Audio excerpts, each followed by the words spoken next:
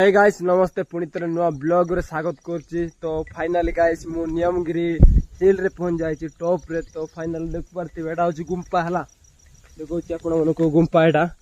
तो एटा में पहुंच जाइछि हॉल देख पारथिबे ए बोलिया होछि ए बोलिया किछ होछि हला एटा पणस गछ देख पारथिबे एटा हॉल से वर्तमान से भीतर को एबे एंट्री करबी।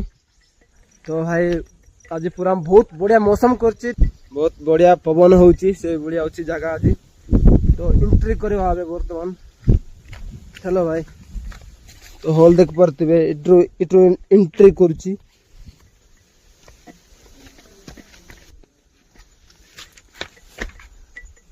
तो देख पारथिबे